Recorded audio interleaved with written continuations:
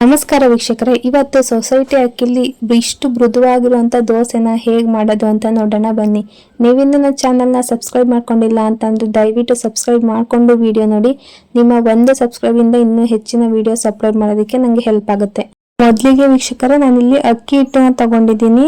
ಇದನ್ನ ಮಾಡಬೇಕಾದ್ರೆ ನಾನು ಬೆಳಗ್ಗೆನೆ ಅಕ್ಕಿ ನೆನಾಕಿ ರಾತ್ರಿ ರುಬ್ಬಿಟ್ಟು ಇನ್ನು ಅದ್ರ ಬೆಳಗ್ಗೆ ನಾನು ಯೂಸ್ ಮಾಡೋ ಅಂಥದ್ದು.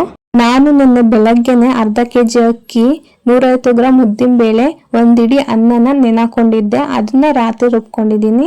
ರುಬ್ಬಿದ್ದಾದ್ಮೇಲೆ ಈ ತರ ಹಿಟ್ಟು ಬರುತ್ತೆ. ನಾನು ಅಕ್ಕಿನ ಮೀಡಿಯಮ್ ಆಗಿ ರುಬ್ಕೊಂಡಿದ್ದೀನಿ. ಹಾಗೆ ರುಬ್ಕೊಂಡ್ರೆ ದೋಸೆನೂ ಹಾಕ್ಬೋದು, ಪಡ್ಡುನು ಮಾಡ್ಬೋದು, ಇಡ್ಲಿನೂ ಸಹ ಮಾಡ್ಬೋದು. ಇವಾಗ ವೀಕ್ಷಕರು, ನಾನು ಸ್ವಲ್ಪ ಮಸಾಲೆನ ಆಡ್ ಮಾಡ್ಕೊತಾ ಇದ್ದೀನಿ. ಹಿಟ್ಟಿಗೆ ಸ್ವಲ್ಪ ಕರ್ಬೇವಿನ ಸೊಪ್ಪು ಹೆಚ್ಚಾಕೊತಾ ಇದ್ದೀನಿ, ಸ್ವಲ್ಪ ಕೊತ್ತಂಬರಿ ಸೊಪ್ಪು, ಸ್ವಲ್ಪ ಪುದೀನ, ಒಂದೇ ಒಂದು ಈರುಳ್ಳಿ ಹಾಕೋತಾ ಇದ್ದೀನಿ. ನಾನು ಹಸಿಮೆಣಸಿನ್ಕಾಯಿನ ಒಂದು 6 ಹಾಕೊಂಡಿದ್ದೀನಿ. ನೀವು ಖಾರ ಸ್ವಲ್ಪ ಕಮ್ಮಿ ತಿನ್ನೋದಾದ್ರೆ 1-2 ಹಾಕೊಂಡ್ರೆ ಆಯ್ತು.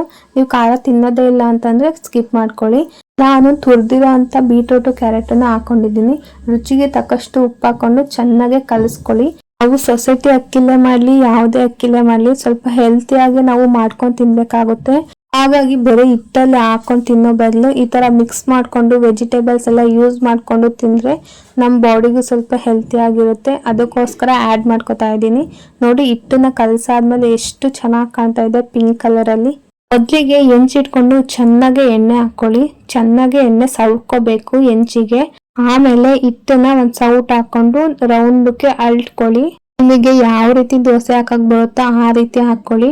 ಅದ್ರ ಮೇಲೆ ಸ್ವಲ್ಪ ಎಣ್ಣೆ ಹಾಕ್ಬಿಟ್ಟು ಪ್ಲೇಟ್ ಮುಚ್ಬಿಡೋಣ. ನಿಜವಾಗ್ಲೂ ಹೇಳ್ತೀನಿ ವೀಕ್ಷಕರೇ, ದೋಸೆನೂ ಸಿಕ್ಕಾಪಟ್ಟೆ ಚೆನ್ನಾಗಿ ಬರುತ್ತೆ. ತಿನ್ಬೇಕಾರಂತೂ ಅಷ್ಟು ಚೆನ್ನಾಗಿರುತ್ತೆ. ಹೇಗೂ ನಿಮ್ಮ ಮನೇಲಿ ಮಾಡೇ ಮಾಡ್ತೀರಾ ದೋಸೆನ. ದೋಸೆ ಹಿಟ್ಟಿಗೆ ಈ ತರ ಎಲ್ಲ ಹಾಕೊಂಡು ತಿಂದ್ರೆ ಹೆಲ್ದಿಯಾಗೂ ಇರುತ್ತೆ, ತುಂಬಾ ರುಚಿಯಾಗೂ ಇರುತ್ತೆ. ಗರಿ ಗರಿಯಾಗಿ ತಿಂತಾ ಇದ್ರೆ ಅಷ್ಟು ಚೆನ್ನಾಗಿರುತ್ತೆ. ಇವಾಗ ವೀಕ್ಷಕರೇ, ಎರಡು ಕಡೆನೂ ನಾವು ಚೆನ್ನಾಗಿ ಬೇಯಿಸ್ಕೋಬೇಕಾಗುತ್ತೆ. ಇದೇ ರೀತಿ ಇನ್ನೊಂದು ದೋಸೆನೂ ಹಾಕೊಳ್ಳೋಣ. ದೋಸೆ ಹಿಟ್ಟನ್ನ ನೋಡಕ್ಕೆ ಒಂಥರ ಖುಷಿ ಆಗುತ್ತೆ. ಅದೊಂಥರ ಪಿಂಕ್ ಆಗಿ ಎಷ್ಟು ಚೆನ್ನಾಗಿ ಕಾಣ್ತಾ ಇದೆ ಅಂದ್ರೆ ಅದೇ ರೀತಿ ಪಿಂಕ್ ಕಲರೇ ಬರುತ್ತೆ ಬೇಯಿಸಿದ್ದಾದ್ಮೇಲೂ. ಅಷ್ಟು ಚೆನ್ನಾಗಿ ಕಾಣ್ತೈತೆ. ಮಕ್ಳಿಗೆಲ್ಲ ಈ ತರ ಎಲ್ಲ ಕಂಡ್ರೆ ಇಷ್ಟ ಆಗುತ್ತೆ. ಬಣ್ಣಗಳನ್ನ ನೋಡಿ ಎಷ್ಟು ಇಷ್ಟಪಡ್ತಾರೋ ಅದೇ ರೀತಿ ನಾವು ತಿನ್ನೋದ್ರಲ್ಲೂ ಸಹ ಈ ತರ ಮಾಡ್ಕೊಟ್ರೆ ತುಂಬಾ ಖುಷಿ ಆಗುತ್ತೆ ಅವರಿಗೆ. ಎಲ್ಲಾದ್ರಲ್ಲೂ ಚೇಂಜಸ್ ನಮಗ್ ಬೇಕಾಗ್ತಾನೆ ಇರುತ್ತೆ. ತಿನ್ನೋದ್ರಲ್ಲಂತೂ ಬೇಕೇ ಬೇಕು. ಇವತ್ತ ಚಪಾತಿ ಮಾಡಿದ್ವು ಅಂದ್ರೆ ನಾನೇ ಚಪಾತಿ ತಿನ್ನೋದಿಕ್ಕೆ ಇಷ್ಟ ಇರೋದಿಲ್ಲ. ಡೈಲಿ ರೈಸ್ ಐಟಮೇ ಮಾಡ್ತಾ ಇದ್ರೆ ಅಯ್ಯೋ ಡೈಲಿ ರೈಸ್ ಐಟಮೇ ತಿನ್ಬೇಕಾ ಅಂತ ಅನ್ಸುತ್ತೆ. ಹಾಗಾಗಿ ಈ ತರ ಆಗ್ಲಿ, ಬೇರೆ ಬೇರೆ ತರ ಡಿಫ್ರೆಂಟ್ ಆಗಿ ಮಾಡ್ಕೊಂಡು ತಿಂತಾ ಇದ್ರೆ ನಮಗೂ ಖುಷಿ ಅನ್ಸುತ್ತೆ, ಮನ್ಸಿಗೆ ಹೊಟ್ಟೆನೂ ತುಂಬುತ್ತೆ. ಇಷ್ಟೇ ವೀಕ್ಷಕರೇ, ತುಂಬಾ ರುಚಿಯಾಗಿರುವಂತ ದೋಸೆ ರೆಡಿನೇ ಆಗೋಯ್ತು.